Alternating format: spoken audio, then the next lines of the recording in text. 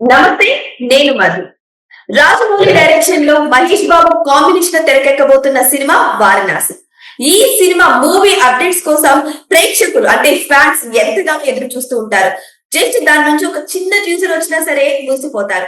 అలాంటిది ఇప్పుడు ఏకంగా రిలీజ్ డేట్ ని మేకర్స్ విడుదల చేయడం అయితే జరిగింది. ఏప్రిల్ 7న రిలీజ్ కాబోతున్నట్టయితే చర్చ జరుగుతుంది. అయితే ఇందులో నిజం ఎంతుంది? మరి రాజమౌళి సినిమా అంటేనే చాలా సమయం పడుతుంది. మరి దీని గురించి మనం తెలుసుకుందాం. ప్రస్తుతం మనతో పాటు సీనియర్ జర్నలిస్ట్ శ్రవణ్ కుమార్ గారు. వారి నుంచి మరిన్ని విషయాలను తెలుసుకుందాం. నమస్కారం సార్. నమస్తే అండి. సార్, రాజమౌళి గారు సినిమా అంటేనే మినిమం 5 years ఎక్స్పెక్ట్ చేస్తారు ప్రేక్షకులు.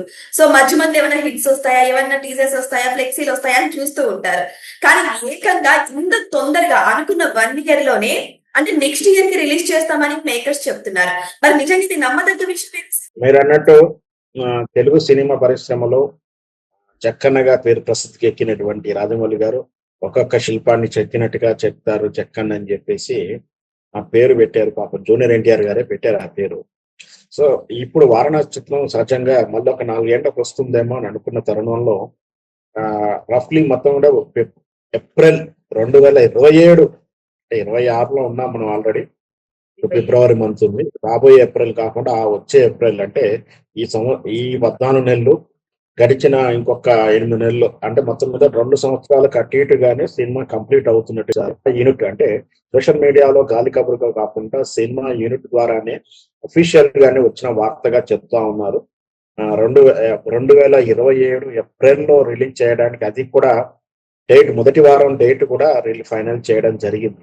వాస్తవానికి ఏప్రిల్ అనగానే మహేష్ బాబు కూడా కొంచెం అభిమానులు కూడా ఆనందాన్ని ఇస్తుంటుంది. ఎందుకంటే గతంలో పోకిరి చూసుకున్నాం. ఆ తర్వాత మొదటి సినిమా యువరాజు చిత్రం కూడా అతనికి ఏప్రిల్లో రిలీజ్ అయింది. ఆ తర్వాత భరత్ అనే నేను చిత్రం కూడా ఏప్రిల్లో రిలీజ్ అయింది. ఇవి 3 కూడా ఏప్రిల్లో రిలీజ్ అయ్యి మొదటి వారం ఒకసారి, రెండవ వారం ఒకసారి అవేమో రిలీజ్ అయ్యాయి అప్పట్లో. మంచి కలెక్షన్ ఇవ్వడం కాదు, రికార్డ్ బ్రేకులు చేస్తూ మహేష్ కెరియర్ లోనే ఒక గొప్ప చిత్రంగా నిలబెట్టిన చిత్రాల నెలలు అన్నట్టు. సో దాంతో ఇక్కడ రేపు వచ్చే వారణాసి చిత్రం కూడా గొప్ప విజయాన్ని సాధిస్తుంది, మహేష్ బాబు క్రెడిట్ అవుతుంది ఆ సినిమా కూడా అనేది అభిమానుల చర్చ. వాస్తవానికి వారణాసి అంటేనే మనం చూసాం మన ఆడియో ఫంక్షన్ అప్పుడు రాజమౌళి గారు దాన్ని క్రేజీనెస్ ఏ విధంగా చూపించారో, బజెట్ క్రియేట్ చేశారో. అంటే స్టోరీ ప్రకారం ఏంటి, అది రామాయణం సంబంధించినటువంటి రాముడు వాతావరణంలో కనిపిస్తాడు.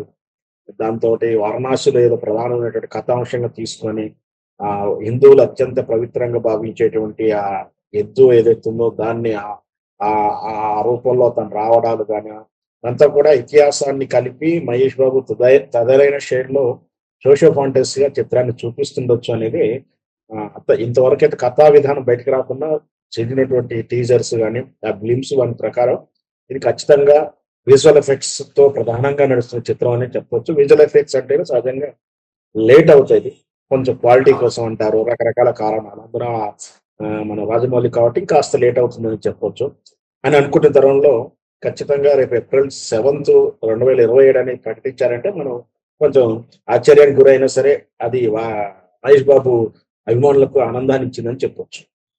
ఇంకొక విషయం ఏంటంటే సార్, ఇక్కడ ఎవరి సినిమా అయినా సరే వచ్చే కొన్ని హింట్స్ ద్వారా స్టోరీని అనేది మనం కొంచెం గెస్ట్ చేయవచ్చు.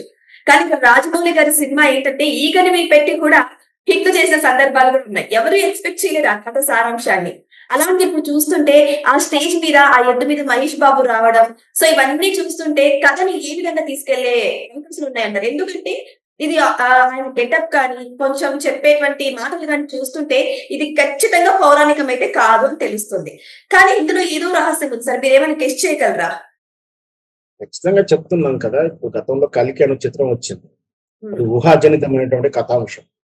అంటే ఒక 150 ఏళ్ల తర్వాత యుద్ధం జరిగితే కల్కి అనే అవతార పురుషుడు వచ్చే సమయాన ఈ భారతదేశం కానీ లేదా హిందూ సమాజం లేదా పూర్తి లోకం ఎలా ఉండబోతుంది అనే ఊహకు పౌరాణికమైనటువంటి అంటే మన ఇతిహాసాల్లోని కథను ఊహకు సంబంధించిన అంశాన్ని ప్రాక్టికల్ గా ఎలా ఉంటుంది అనేటువంటి థాట్ తో వచ్చింది కల్కి చిత్రం.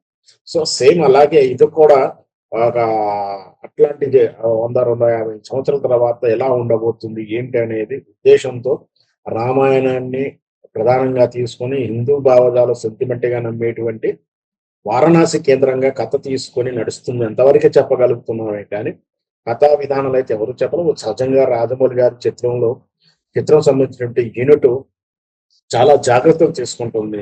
అంటే షూటింగ్ ప్లేస్ నుంచి షూటింగ్ సెట్ ప్రాపర్టీ కూడా డిజైన్ ఫోటో కూడా మన సహజంగా షూటింగ్ సమయంలో మనం ఎవరు వెళ్ళిన విజిటర్స్ అయినా లేదా అక్కడ పనిచేసే వాళ్ళైనా సహజంగా షెల్ఫీలు తీసుకుంటుంటారు లేదా ఈ మధ్యకాలంలో రీల్స్ చేస్తూ ఉంటాడు చూసాం మనం జనరల్ గా సినిమా షూటింగ్ కానీ సీరియల్ వాళ్ళు ఎక్కువగా అట్లా కనిపిస్తూ ఉంటారు.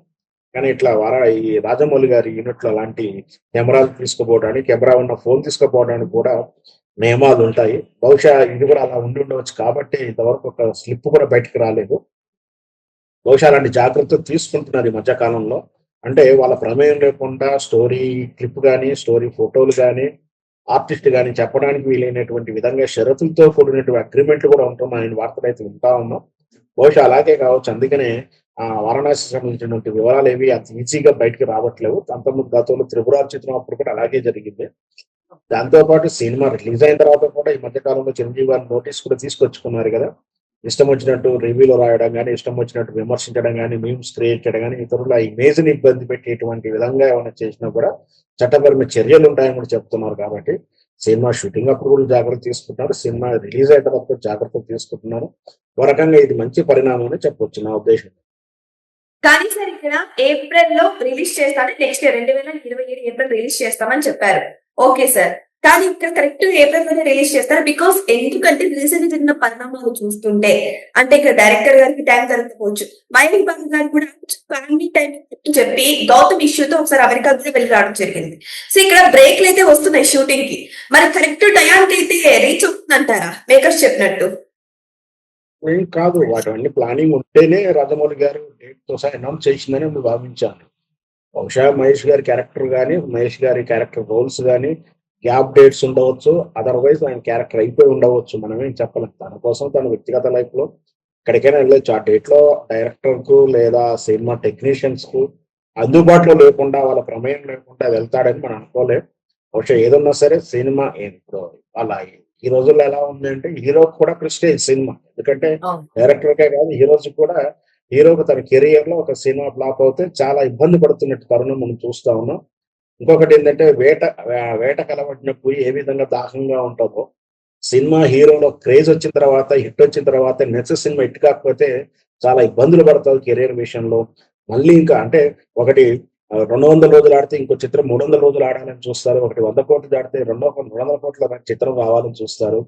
సో అట్లా వాళ్ళే కాంపిటేటివ్ ఉన్న పీరియడ్లో వ్యక్తిగతంగా వాళ్ళు ఇబ్బంది పడరు. వ్యక్తిగతంగా వాళ్ళ అంటే డైరెక్టర్ ప్రమేయం లేకపోతే ఏం చేయరని నా ఉద్దేశం.